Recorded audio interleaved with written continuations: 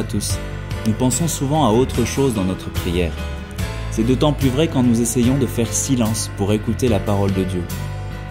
Mais je voudrais insister sur l'importance de cette prière silencieuse.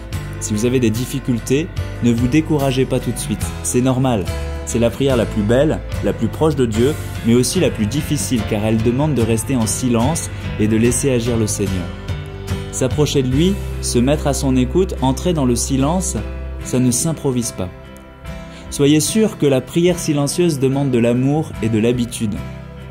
La prière ne se comprend que dans la fidélité.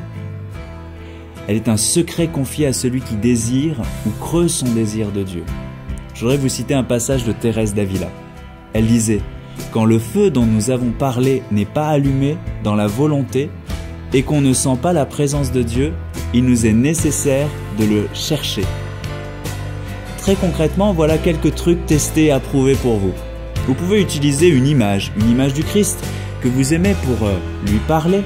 Un événement de la journée peut être la source ou le point de départ pour contempler la création en reflet de Dieu. Récitez une prière lentement, comme par exemple le Notre Père. Cherchez à comprendre chaque mot, chaque phrase. Nous pouvons même changer notre distraction en prière. Par exemple, si je pense à quelqu'un ou à une situation, je peux la transformer en prière en formulant une demande, un remerciement, un pardon. De bonnes lectures peuvent faciliter le recueillement. Lire un verset de l'Évangile ou un passage d'un bon livre sur le Christ ou une prière que vous aimez peut aider à entrer dans le silence intérieur.